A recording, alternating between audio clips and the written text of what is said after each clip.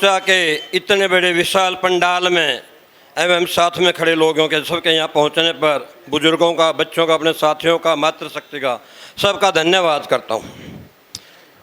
आज हम किस लिए पिछले 8 महीने से यहाँ पर बैठे हुए हैं?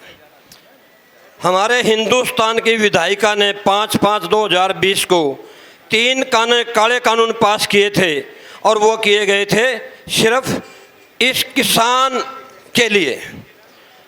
जब कोरोना के टाइम में बड़े बड़े शहर के सेठों ने, बड़े बड़े देश के उद्योगपतियों ने देखा कि हर चीज़ घाटे में जा सकती है, तब इन्होंने फील किया कि कभी भी किसान कमी में नहीं जाएगा, क्योंकि किसान कोरोना के समय में देश में 3.4% जीडीपी को ऊपर लेके आया था और पूरा देश 24 पॉइंट माइनस में जीडीपी में चला गया था। और आज हमारे देश की करेंसी बांग्लादेश से भी नीचे गई हुई है।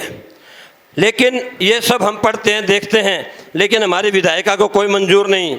हमने मोदी जी को इसलिए वोट नहीं दिए थे कि किसान के खिलाफ जाएंगे, हमने ये कहकर वोट दिए थे कि किसान का शायद कोई फ़ायदा करेंगे।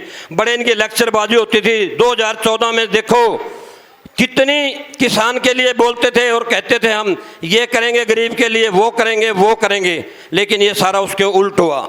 6 साल में मोदी जी ने इस हिंदुस्तान की पब्लिक के लिए या इस सरकार ने कोई एक भी काम, कोई एक भी आईएमए, कोई एक भी मेडिकल एसोसिएशन, कोई भी एक आईएएस, कोई आईटीआर, आईआईटी, कोई नई चीज़ बनाई हो तो सब आपको पता है। आज तक 6 से 7 साल बीत गए हैं, कुछ नहीं बना है। इस देश को अब हमें दोबारा आज़ाद कराना पड़ेगा।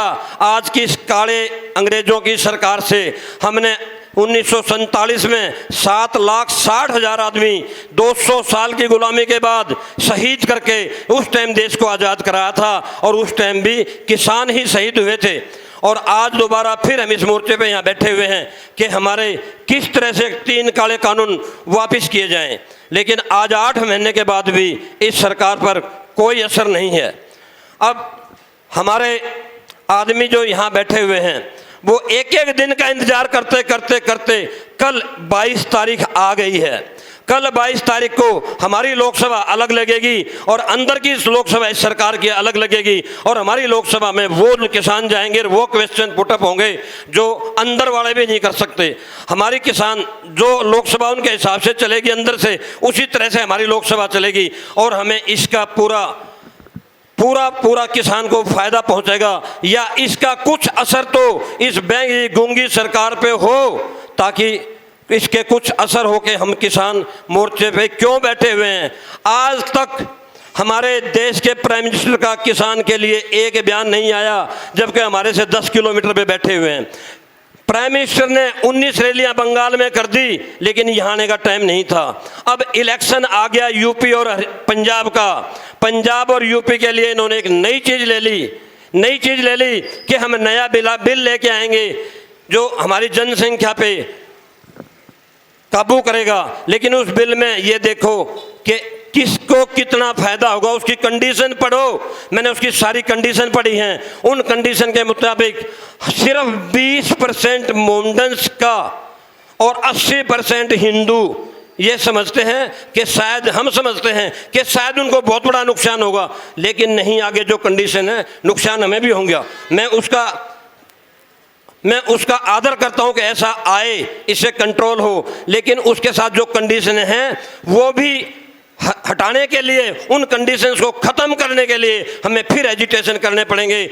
आज सिर्फ इलेक्शन में वोट लेने के लिए यूपी सरकार, सेंट्रल सरकार नए हथकंडे अपना रही है। इसके बारे में हमें खुद ये सोचना चाहिए कि हम उनसे कैसे बच के अपनी वोट दे के और बीजेपी को ख़त्म कर सकते हैं।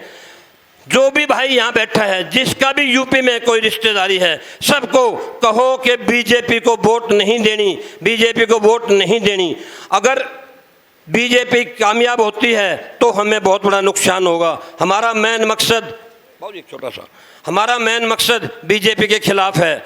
जिस आदमी ने बीजेपी को सपोर्ट किया हमने उसको छोड़ दिया। बीजेपी वाले को, किसी को यहाँ इस मोर्चे के पद पर इस मोर्चे के ऊपर आसन पर कभी नहीं आने देना चाहिए। उनके खिलाफ हम लड़ाई लड़ रहे हैं। और 22 तारीख कल 22 तारीख को हम भी सुबह यही होंगे और हम यहाँ 8 महीने से हम भी शुरुआत में जहाँ से बैठे हुए अपना लंगर लगा के बैठे हुए हैं और हर रोज़ हफ्ते में एक बार हम यहाँ आते हैं और ये देखते हैं कि मोर्चा आज प्रोग्रेस पे है। 26 जनवरी को मोर्चे को ख़त्म करने की जो साजिश रची गई थी वो फेल हुई और रात को जब मैसेज कन्वे हुए, जब ये देखा कि यहाँ बहुत ज़्यादा सेंट्रल गवर्नमेंट ने गड़बड़ी की है, तो हम रात को 1:30 बजे तक यहाँ पहुँच गए थे और अपने मोर्चे को संभाला था। आज हमारा मोर्चा इतना मजबूत है कि आज हम उससे डरते नहीं। आज सेंट्रल गवर्नमेंट की हिम्मत नहीं मोर्चे को छेड़े, लेकिन हमारे अंदर दल बल रहना चाहिए। हम सबको इकट्ठा रहना चाहिए। हमें हर तरह से यहाँ मजबूत रहना चाहिए ताकि हम अपने मोर्चे को मजबूत लेकर इन 3 काले कानूनों को कैसे भी ख़त्म करवा सकें, जैसे भी हो सकता है। जब ये काले कानून ख़त्म होंगे तब किसान तरक्की पे चलेगा। इसके बगैर अगर ये नहीं हुए तो किसान मर जाएगा। हमारी आने वाली संतानें यूँ कहेंगी कि उस दिन तुम क्या कर रहे थे 2020, 19, 21 में, लेकिन क्या कर रहे थे। हमें उस टाइम फील होगा हमारी औलादों को, जो रोटी भी नसीब नहीं होगी। इस कानून बनाने का सबसे बड़ा फायदा 35 लाख हजार करोड़ का अदानी ग्रुप को हो रहा है, जो वह चाहता है कि सारे देश को काबू कर ले। क्या दोबारा गुलाम होंगे? क्या दोबारा फिर लड़ाई लड़नी पड़ेगी? क्या दोबारा फिर आज़ाद होंगे हम? आज 70 साल के अंदर जो किया था, जो बना था, उसको बेच दिया। एक छोटी सी बात है जी, अभी कल परसों ही ये बात आई थी कि देश का सारा खर्चा कैसे चल रहा है। पेट्रोल डीजल जो हमको सबको पता है कि उससे चल रहा है। अगर इसी से चल रहा है तो फिर बाकी इनकम कहाँ गई देश की? कौन खा गया? कहाँ खत्म हो गई? पूछे कोई? और कल जब लोकसभा में अपनी सब संसद लगाने जाएं तो ये सवाल वहाँ पैदा करने होंगे। मोर्चा के माध्यम से मैं ये कहता हूँ, ये सवाल सारे पूछे जाएं। तेल कहाँ गया? बचत कहाँ गई? 32 रुपये लीटर का कच्चा तेल आज लेके 102 रुपये पेट्रोल और 98 रुपये 90 रुपये आज डीजल बेचा जा रहा है। सारे आम डकैती पड़ती देखी हैं। किसी ने अगर एक बीड़ी सिगरेट माचिस चुरा ली तो पर्चा दर्ज और FIR करके भेज देते हैं और सारे आम डकैती पड़ रही है, कोई नहीं बोलने वाला। वो जो 14 में ये कहती थी कि हम तेल के लिए ये करेंगे वो करेंगे, आज वो बोलते भी नहीं। सब के सब वो उस गुलाम उसमें जा चुके हैं, ग्रुप में जा चुके हैं। आज कोई बोलने वाला नहीं। तो मेरा कहना ये है, हमें किसान मोर्चा संयुक्त मोर्चा के साथ हैं। संयुक्त मोर्चा का जो आदेश होगा हम उसके पाबंद होंगे, उसका पालन करेंगे और हमें मजबूत होकर लड़ाई लड़नी चाहिए ताकि 3 काले कानून इस जमींदार से ख़त्म हो सकें और हमारी तरक्की हो सके, ताकि हम आगे बढ़ सकें, हमारे बच्चे प्रोग्रेस कर सकें। धन्यवाद। इसके साथ में बैठता हूँ।